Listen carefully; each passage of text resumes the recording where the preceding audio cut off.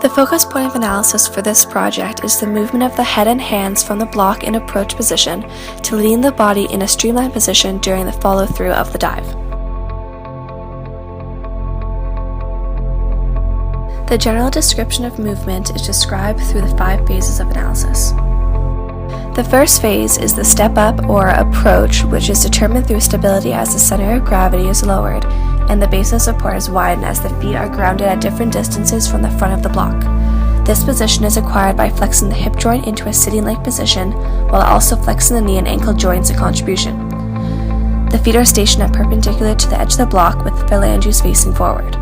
The dominant foot is stationed posterior and supports the body on the balls of the foot. The non-dominant foot is stationed anterior and is also on the ball of the foot while the phalanges curl over the edge of the block.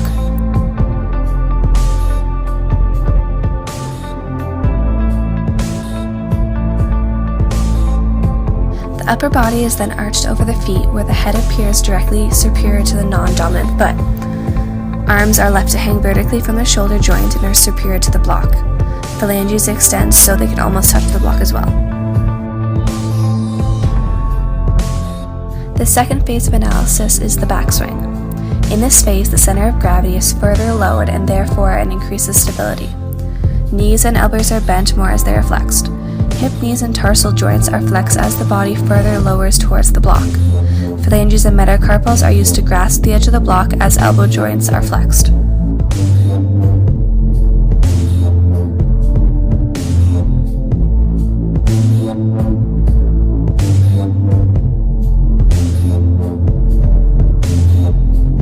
The third phase is the force-producing movement.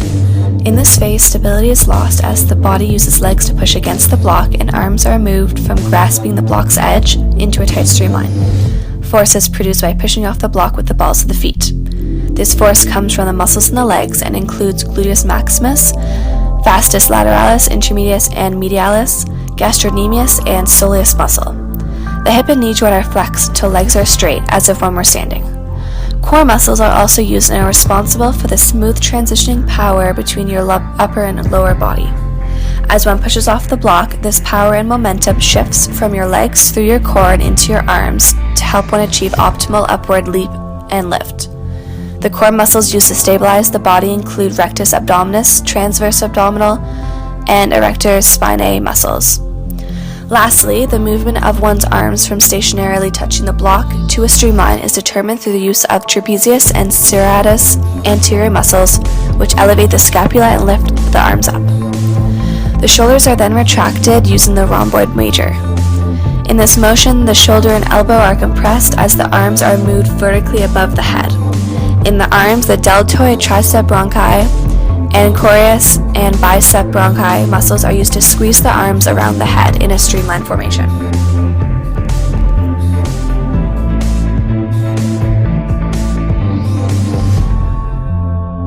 The fourth phase is the critical instant. In this phase, muscles and legs flex until feet leave from the block.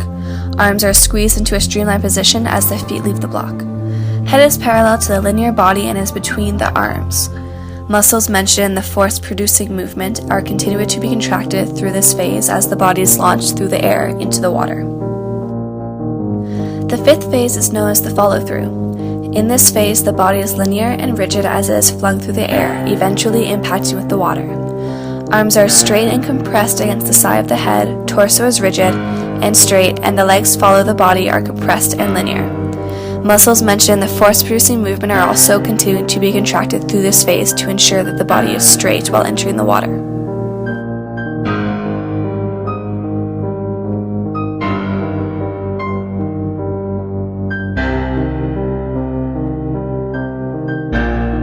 The planes and axis used in a dive occur along the frontal plane through the anterior-posterior axis.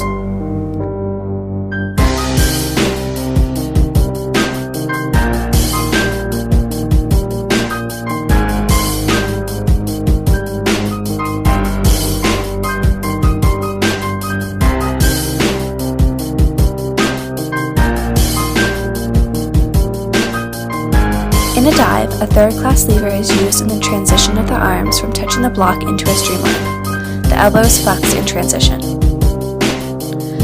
The third-class lever is also used in extension of the shoulders as the arms are moved above the head.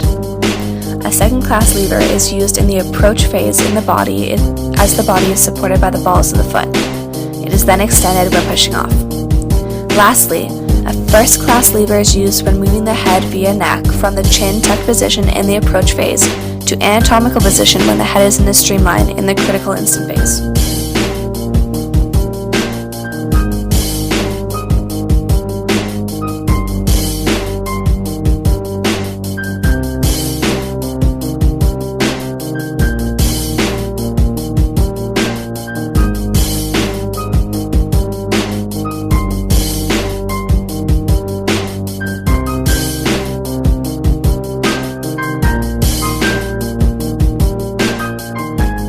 A dive demonstrates two principles of biomechanics. The first is the law that as the center of gravity is lowered and the base of support is widened, the stability is increased. This is shown in the approach phase as the person is stationary on the block. In addition, the general biomechanic law that minimal contact will increase speed and decrease resistance is shown here. The person is launched through the air, providing minimal air resistance and impacting the water in the streamline position, leaving very limited water resistance. Being linear in a streamline makes the person go faster once hitting the water.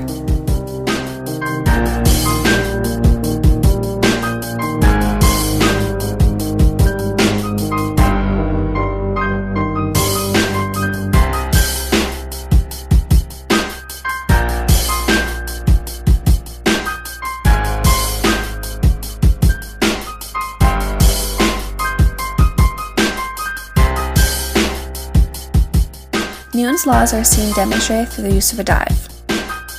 Newton's first law is seen as the person experiences motion as they push off the block and are propelled through the air into the water.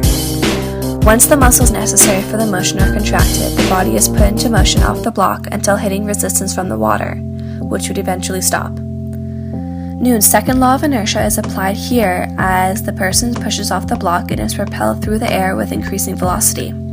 Since the distance between the block and the water is short, the velocity reached compared between people will not vary much, as according to force is equal to mass times acceleration. Finally, Newton's third law is shown here also as the person pushes off the block, which in effect, the block then pushes off of the person and allows them to move forward into the pool.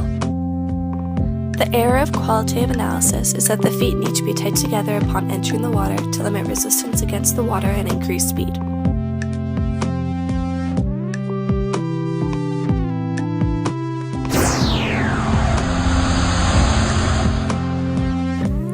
The maximum velocity of the head of the diver occurs here as the diver reaches a velocity of 3.571 meters per second, about a half a second into the dive, occurring at 3.7 seconds into the recording. This velocity occurs when the diver's front foot is leaving the block and the body is horizontal superior to the water. The error in the quantitative analysis is the increase in slope on the horizontal distance versus time has a non-uniform bump in the graph. The diver needs to keep the horizontal distance consistent throughout the dive. Of course, there is a decrease in horizontal distance versus time as the diver is pulled into the water by gravity on an angle, decreasing the slope.